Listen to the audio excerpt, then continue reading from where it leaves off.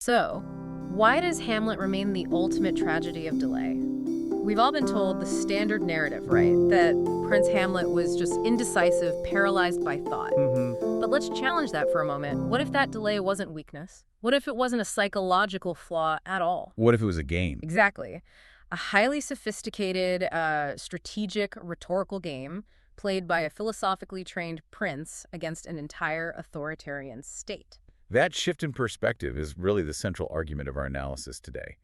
If you look at the play as, say, a political thriller that's driven by rhetoric, Then the delay makes sense. it suddenly becomes strategic camouflage, not a failure of nerve. We think that's the key to unlocking the book's lasting power, and we hope you'll enjoy this bold new take on book coverage with our extended analysis. Right. It's much more than just a summary, although we do include that too. This feature really examines how the author shapes an argument, builds influence, and earns, or even loses, your trust. It gives you the tools to read with sharper insight, with greater discernment. Should you read this book? Well, this should help. It's also excellent for any aspiring writers out there. And if you find this expanded format valuable, we'd love to hear from you. Your feedback really helps guide our future content. So Shakespeare took this established revenge tragedy form, a simple blueprint for blood, really, And used incredibly dense, figurative language to turn it into a political and philosophical bomb. The book probes mortality, political legitimacy. and what constitutes moral action when you're living under total surveillance in an authoritarian court. It's incredibly relevant. And as we navigate this, we want to let you know that you are experiencing a unique two-host AI conversation powered by Google's Notebook LM for a deeper, more dynamic analysis. Our mission is to give you a shortcut to understanding why this book isn't just a classic, but really a political manual. Okay, let's jump right in. Let's unpack part one, the author's strategy. Specifically, how Shakespeare makes the audience complicit in the action. This is the most brilliant move he makes, I think. Yes. It isn't just the plot. It's the rhetorical design that pulls us in. We aren't passive observers. Not at all. Shakespeare forces you into the role of Hamlet's most trusted confidant. We're the only ones who get the full story. We see the ghost, we hear the plans. And crucially, we listen to his unfiltered internal debates in those soliloquies. He shares his truth only with us. But that means if we're privy to the whole philosophical argument, is revenge justified? Is it noble? Then when he finally acts? We have to judge it. We're forced to judge the ethics of that political violence. We've become participants in the moral calculus. So if we break down the communication dynamic, the rhetorical situation, the primary speaker is obviously Hamlet. But what's unique about his inner voice is that it's so philosophical. Right. He's not just angry. He's constantly analyzing, criticizing, scrutinizing his own motives. He's arguing with himself in real time. What's also fascinating is how the secondary speakers are used. They sort of set the boundaries of the political landscape. They provide competing ethical and political frameworks. Claudius the King gives us the perspective of cynical political calculation. A might makes right approach. Basically, he operates purely on power. And then you have Horatio. You're irrational. He grounds the entire crazy situation in humanist rationality, suggesting there are fixed moral standards, verifiable facts in the world. Now, to understand why this book was so explosive when it was written around 1600, we have to look at the political moment. What was the culture dealing with? That time period was marked by, well, profound cultural anxiety. Queen Elizabeth was aging without an heir. So people feared for the succession, for national stability. Deep fears. And at the same time, you have Catholic and Protestant divisions, the rise of government spying. People genuinely feared secret plots and espionage. So when Shakespeare puts a ghost, a secret murder, and a court filled with spies on stage, He's not just inventing fiction. He's dramatizing the audience's deepest, most immediate political and social fears. it's reflecting the reality back at them. Precisely. Those elements weren't just theatrical spectacle for the groundlings. They were highly resonant issues for the educated courtiers sitting right there in the gallery. Which means the audience was mixed. Some seeking a bloody spectacle, others a profound theological debate. And that diversity defines the play's purpose. It's not just entertainment. It's a mechanism to test prevailing ideas about honor, obedience to the crown. And whether personal just revenge is even possible. Yes. The play invites simultaneous emotional identification, we pity Hamlet, and cool, detached moral judgment. We question his actions. Let's talk about the architecture of trust. Ethos, pathos, and logos. I know, fancy words, but they're just about how characters establish credibility, evoke emotion, and use logic. Starting with ethos or credibility.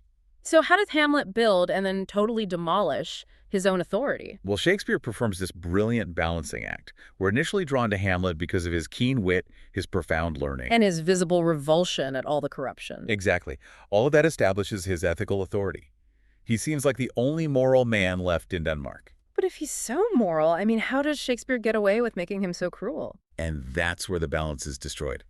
He fatally undercuts that very authority with his, frankly, unbearable cruelty toward Ophelia. And his impulsiveness, killing Polonius. That fatal, unthinking impulsiveness. He acts rashly, and in doing so, he destroys the very moral high ground he built. Then you have Claudius, who is the master of the facade. His credibility, his ethos, is entirely a public relations performance. Oh, absolutely. Think of his opening speech as the ultimate political damage control briefing. He projects this kingly composure. He uses highly formal, ceremonial language To immediately normalize two shocking events, the fratricide and the scandalous remarriage.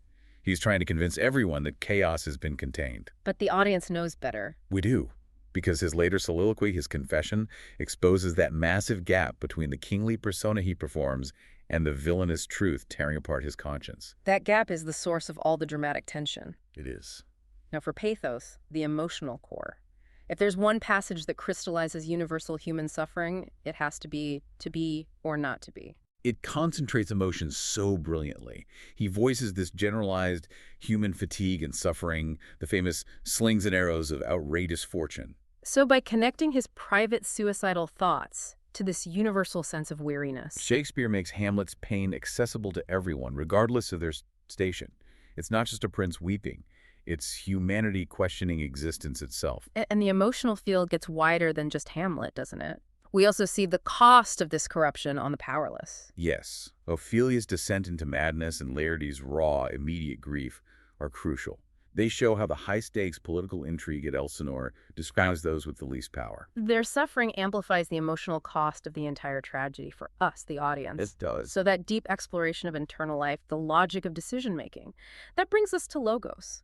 How does Hamlet try to argue himself into action? His soliloquies are essentially philosophical mini-treatises on action and doubt. He uses these intense intellectual habits. Posing antitheses, weighing one idea against its opposite. And constantly rehearsing the evidence of Claudius's guilt. He's not just thinking. He's conducting a legal and moral argument with himself, trying to find sufficient proof. Proof to justify what the ghost commanded. Exactly. And while Hamlet is lost in that internal fog of logic, we have to rely on Horatio to keep the play anchored in reality. Horatio is our rational benchmark. When the ghost appears, Horatio immediately tries to apply historical and legal reasoning, talking about treaties and lost lands. To make sense of it all. He's the voice that demands verifiable facts and logic in a world that is spiraling into madness. Speaking of logic and intellectual discipline, we know that reading critically and thinking rationally are essential tools in navigating a complex world. Absolutely. And that's precisely why we'd recommend checking out Mindful Moments. It's our YouTube channel offering AI book analysis, summaries, and critiques all to inspire reflection and rational thought. It's a great way to put the concepts we're discussing today into practice. Let's move now to the specific tools in Shakespeare's toolkit. The strategy and subversion found in his deep rhetorical devices. The soliloquy is the defining feature, but what is its function beyond just expressing sadness? Soliloquies like, "Oh, that this too solid flesh would melt," they externalize an inner debate that would normally be private. They transform Hamlet's personal conscience into a public forum. Where arguments for endurance, suicide, and revenge all contend. It's an intellectual boxing match we get to watch. And that's what makes the audience complicit again. That device invites us to practice the same ethical self-interrogation. Exactly. You're blurred into the line between spectator and reasoner, forced to ask yourself, if this were my father, my crown, and my fate, what argument would convince me to act? Another key device that structures the whole world of the play is antithesis, the constant pairing of opposites. It's everywhere. To be or not to be. Contrasting bestial oblivion with a craven scruple, the language itself enacts a world split between incompatible demands. The demands of honor, faith, and survival. It shows a protagonist living in a moral landscape where there are no easy middle ground choices left. Every decision is black or white, life or death. And the metaphors he uses are incredibly powerful, especially that imagery of disease and decay. Extended metaphors of disease, rot, poison. It all culminates in that iconic line, "Something is rotten in the state of Denmark," Which frames Claudius's political usurpation not just as a crime, but as a literal moral infection. It suggests that corruption isn't confined to the throne room. It's spreading through the institutions, through the very bodies of the people, demanding a radical cure. Let's discuss the frustration engine. Dramatic irony. Knowing the secret of Claudius's guilt long before Hamlet can act creates massive tension for the audience. That knowledge intensifies our frustration with Hamlet's delay.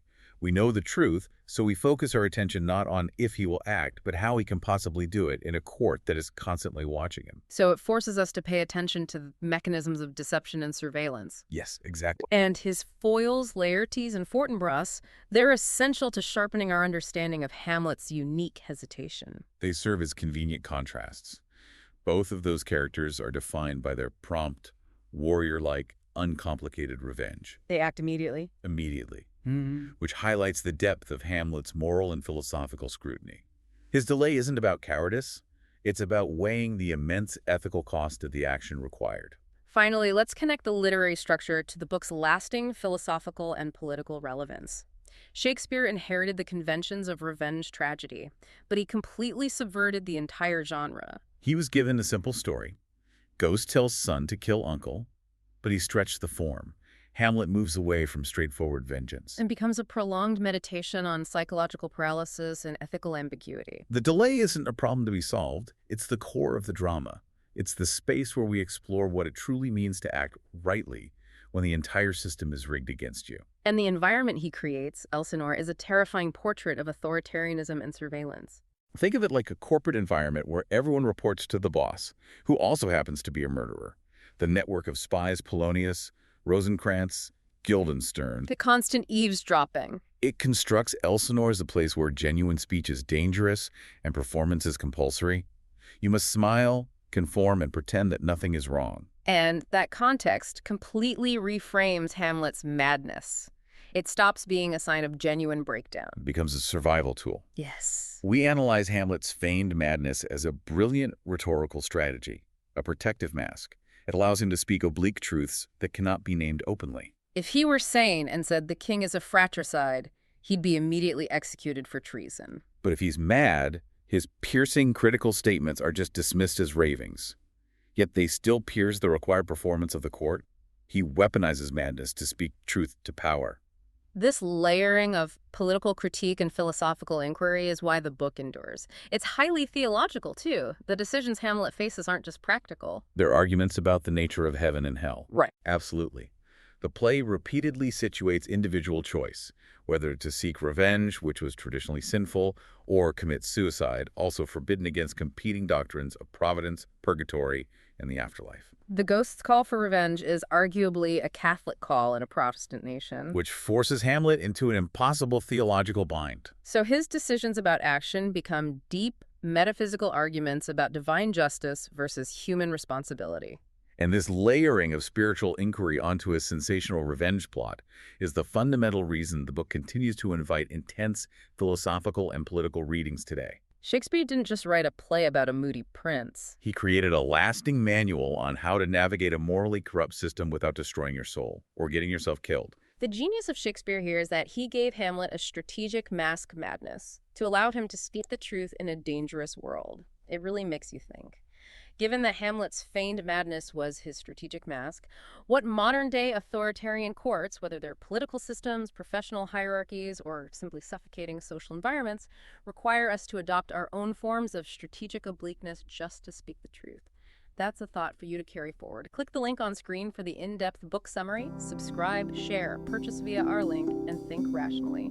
See the many genre-based book podcasts at Mindful Moments. Subscribe and nourish your mind on the go.